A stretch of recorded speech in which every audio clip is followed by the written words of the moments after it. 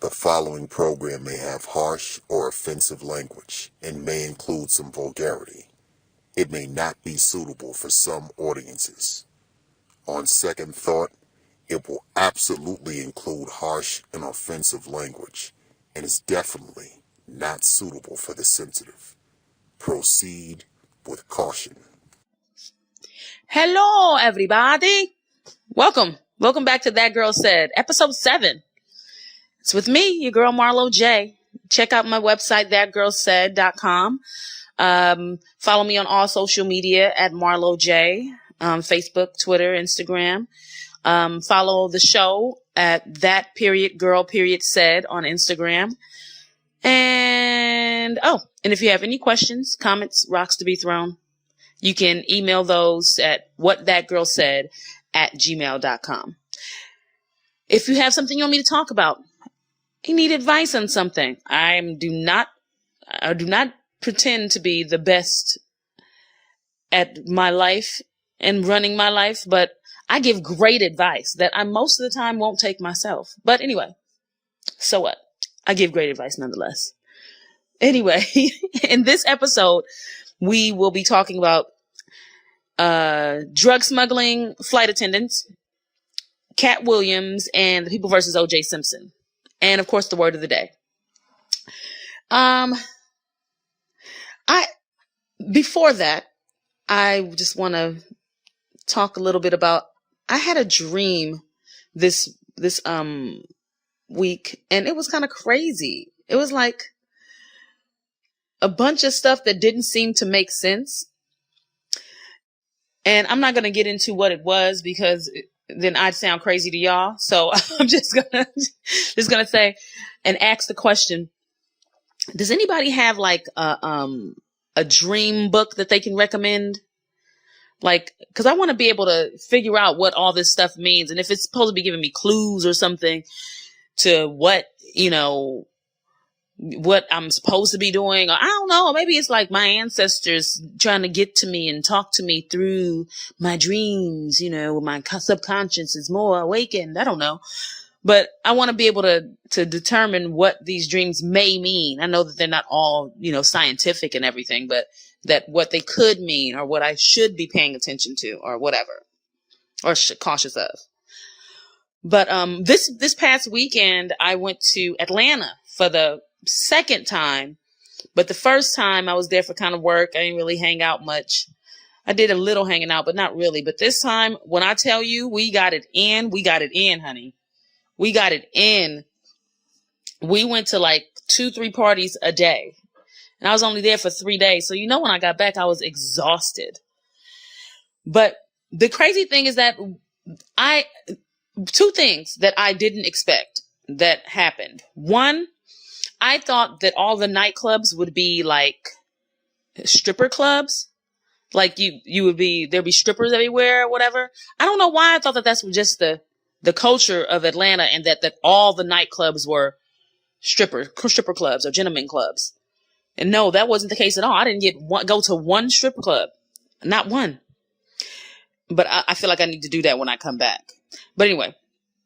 And two, I just expected the women to be more friendly, and they were not. They were not friendly at all. I just expected, I was going to walk down there. I was going to get down there and everybody's going to be like, hey, morning, y'all, or whatever. I don't know. But I just thought that everybody would have that Southern hospitality and everybody would be so sweet. Now, the guys were, and of course they were, because, they were trying to get at me or whatever. Some of them, but the girls, the women were not very friendly at all. When I tell you, they looked at me like I stole a bike, like we had real beef. Like, I was just like, what is the problem? No matter where I went, I mean, in the clubs, as soon as I got there to the airport, I was walking through, I felt like people were staring at me. And I was like, what the hell is going on? Like, and I ain't have on no crazy shit. You know what I'm saying? I had on just some black sweats and some gray sweats, some sneakers, a t-shirt, a blazer, nothing. And so it was not like I was standing out or anything, but I was just like, yo, why is everybody staring at me? And then when I got to the first club, I was like, the girls were kind of like really standoffish and like starey and kind of rolling their eyes. I was like, oh God, do I look like somebody that everybody got beef with?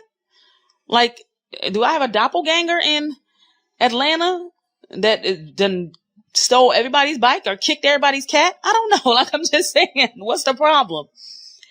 And of course, when you ask guys, guys are messy as shit. So guys be like, nah, it's because you fine. You know what I'm saying? And they see you as, as competition. And I'm like, that can't be the case. That cannot be the case. Cause it can't be. You can't. I don't know. It has to be something deeper, but, I don't know what the hell it is. It's gotta be something deeper than that. But I had a great time. Shout out to my girl Kay. Happy birthday. I went down for her birthday. And shout out to my boy Hezo. Hezo and Jabbar took care of us. We went to all the hot spots. It was great. Atlanta, I will be back when it's warmer. Because it was not warm. I was freezing out there. But yes, I had a great time nonetheless. So, did you guys watch The People vs. O.J. Simpson this week? Okay. So listen. When I tell you, I need to find out who the music director is for this show, because he is always on point. Always on point. When they chose when they was, dismissing the jury or whatever, and then Johnny Cochran got one of Marsha Clark's people dismissed, and that beat dropped in on boom, boom, boom. Another one bites the dust. I said, oh, come on. I said, he needs to stop. But it was highly appropriate. I loved it. And when OJ said, when OJ was in jail and they were talking to him on the phone, and he was trying to convince them, to let him take the stand, and Johnny Cochran kept putting him on hold, and he said, and I quote, "I swear for sweet baby black Jesus, you put me on hold again, Negro." I was like, I'm sure he actually said that. I'm positive he actually said that. I don't think that was a paraphrase or an ad lib. I really believe that O.J. Simpson said that. Although I saw O.J. Simpson as he became whitewashed, I still feel like that took him back. That took him back to wherever his hood was. I don't even know where that man's from, but whatever his hood was, he took it back and he was like, do it again. Put me on hold again and we gonna have problems. I was like, you better tell him. That's like when somebody puts you on hold and you on hold for 1 minute, and 1 minute seems like an eternity when you on hold. When you doing something, it doesn't seem like an eternity, but when you're the one on hold, just sitting there listening to blank and looking and blinking and just waiting, a minute seems like forever. But I know he was like, what? And then the crazy black juror girl, that girl went nuts. She's like, shit. That's probably where the stewardess we'll talk about later got her idea from. But we'll talk about that later. And how it ended. Oh God. I can't wait to see next week when they start talking about Furman. Ooh. Yes, Lord. I wonder where Furman is now. And do people recognize him in the street? And people be like, oh, so you still hate black people? And do people treat him differently? You know what I mean? But whatever. Who cares? First, Cat Williams. Lord, somebody help this man. What is going on? He has had 4 arrests in a week. 4. They said that one, he was holding 5 women at gunpoint. What? Allegedly. And then another one, he was like assaulting a pool store clerk. Allegedly. Then they arrested him when they went into his home and did a raid on his home for threatening to kill some bodyguard or whatever, and then getting him beat up by his entourage. And then they raided his house and found firearms and all this stuff, allegedly. And as they would say, quote unquote, large quantities of marijuana. Like, what's considered large? What's considered large? Because I've seen large quantities of marijuana that I consider large on Instagram. And y'all ain't arresting them people. So what's large quantities? It's like, does it have to be over a certain amount? And does it matter if he has like one of those medical marijuana cards? Cause what? I mean, I'm just saying, like, how they gonna charge him for having something that he has a prescription for? I don't know. That's probably another thing, but I don't care. But anyway, this time he got in trouble because he got into a full-on fist fight with a 12-year-old boy, a seventh grader.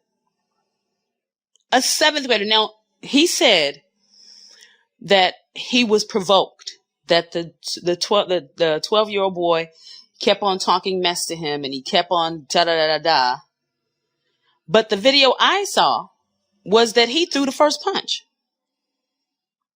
Now, what could a 12-year-old be saying to you that'll make you that upset that instead of walking away and just writing it off as a child, you feel like, I'm gonna punch you. Like, take this. Like, what the hell happened? Like you were literally at recess. Like, if you don't knock it off, and then wrestled on the ground, the little boy wrestled him to the ground. Then they interviewed the little boy a couple of days later, and he said, he took me to a secluded area. I might imagine that's how he's talking, you know. He took me to a secluded area and told me to hit him first. And I told him I wasn't going to hit him first. And so then we just, you know, got it down. What? This is a 40-plus-year-old man and a 12-year-old boy going at it. So, and then Hazel Lee's like, you know, that's the ghetto smack. You always do that before I feel like I'm going to get into my ghetto girl voice. She was like, I am done. I am so done. I love the man, but I don't love his sins. Quit trying to be deep. Whatever. You and he are the same fucking person. It's just you hide yours better under that wig. Anyway. Anywho. But she was like, I can't deal with him anymore. We are officially not together. Because when they put guns to your chest, I think that's grounds enough to be on a break. And the TMZ guy was like, you're on a break? And so she's like, we're not together. I don't know what the future holds. Go to sleep. Anyway, girl, please.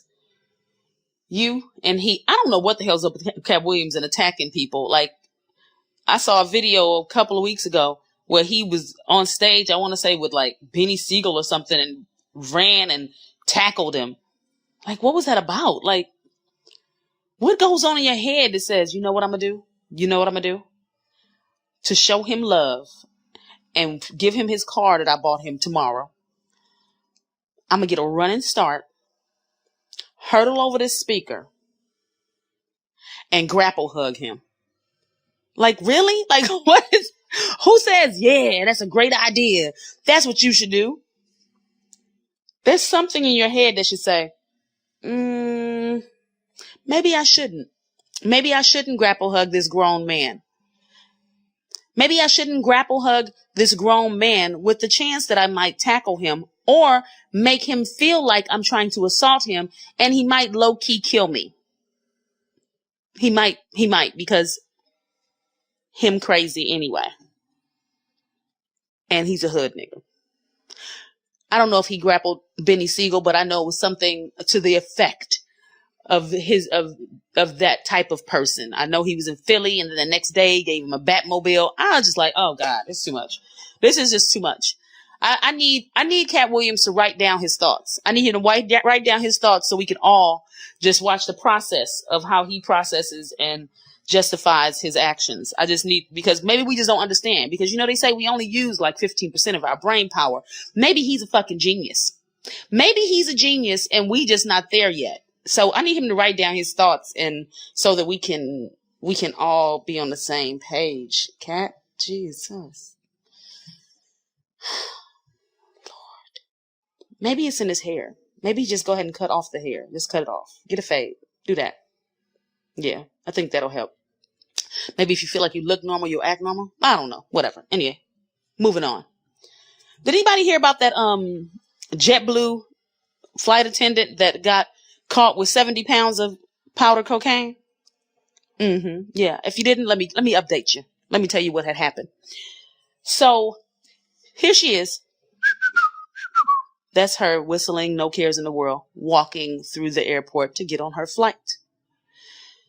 With her carry-on baggage. You know, I imagine her having her navy blue outfit on, blazer and knee-length skirt, and her Gucci heels. Gucci heels, yes, that comes in later in the story. She's walking in, excuse me, hey, yeah. They scan her flight attendant badge, and she walks through the first level of security. On a random check, they say, okay, well, let's check yours. Young lady, here. Can we do a secondary check on your bags? Oh, sure. Okay. Her shoes are on the scanner. They take her bag, and she steps back and makes a phone call in what they said was another language. Well, we'll later find out that she's Jamaican, so maybe they just didn't understand her language. And or her accent. You know how some Jamaicans, they'll talk like this, but then when they get around each other, they be dun dun dun dun dun pon the river, shit like that. And you'd be like, oh my God, what the fuck he just say? They have their own dialect, and it's crazy.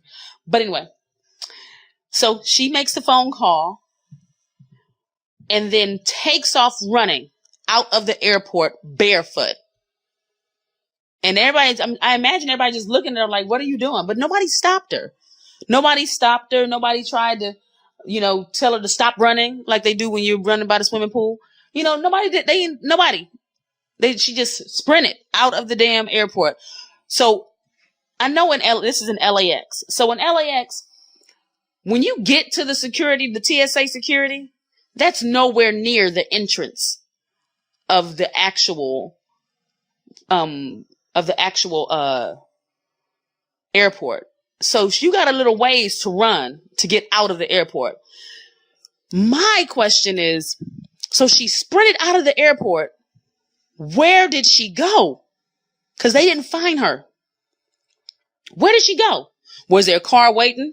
Did she make the call? Was like, come back around, pick me back up? Or did she just vanish into like the parking structure or something? I'm just like, yo, where did she go? Because they didn't find her. She was gone. And they kept on calling her the unknown JetBlue flight attendant. Fast forward 2 days. She came back the next day after she left, after she ran out of the airport. She came back the next day, got on a JetBlue flight to New York.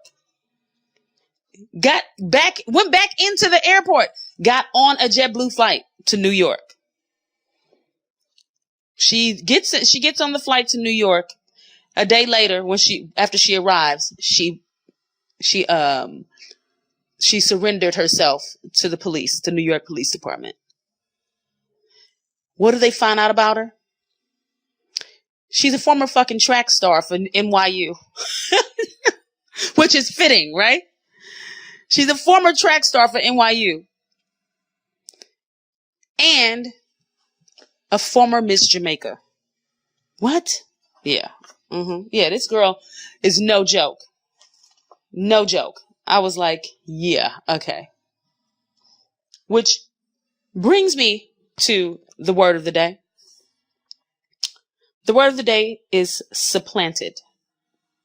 Supplanted. S as in Sam, U, P, P, L, A, N, T, E, D. Supplanted. And it means to take place of another as through force, scheming, strategy, or the like. So I'm going to say Miss JetBlue, former Miss Jamaica, Miss Trackstar, supplanted herself as a drug smuggler. Yeah, she did that, boo. Because I can guarantee you that that was not her first time. She supplanted herself as a drug smuggler. She had been doing this, honey. She had to have. You don't just wake up one day and say, you know what? Somebody find me some cocaine so I can take it across the country. Can somebody find me some cocaine to take across the country? I just feel like carrying some on me. No. She had done something, probably smaller amounts before. And she was like, what? They don't even check us. They don't even check us, which is why they're saying they need to check y'all now. They're saying they need to check everybody, because how about in the last 3 years, they've had like a lot of arrests of airline employees with drugs. Like, two years ago, in December 2014, they arrested several Delta airline baggage handlers for smuggling guns from ATL to New York. What? Of course. And in December of last year, they found 4 former baggage handlers guilty at San Diego airport and were sentenced in drug smuggling ring in San Diego airport. And last year, in 2015, they had a marijuana smuggling ring at Oakland airport that they had caught. That and in another case at Oakland airport, they had TSA workers that were allowing drug handlers to pass through the X-ray machine, with their drugs. They would see it, but they just wouldn't say anything, getting paid under the table. Is there a pattern here? There's a lot of these in LA. I mean, not LA, but California. Yikes. But yeah, now they're saying we need to catch and watch everybody. I agree. Don't be giving me the extra screening if you ain't giving everybody the extra screening. Shit. Anyway. You can follow me on Snapchat, Instagram, Facebook at Marlo J. You can follow the show at that_girl_said on Snapchat, and check out our website, thatgirlsaid.com. And any questions, comments, rocks to be thrown, as I said before, you can always email me at whatthatgirlsaid@gmail.com. Once again, thanks for listening. Thanks for joining me. And see you next week. Same bat time, same bat channel. Thank you for listening to That Girl Said with me, Marlo J. See you soon. Bye.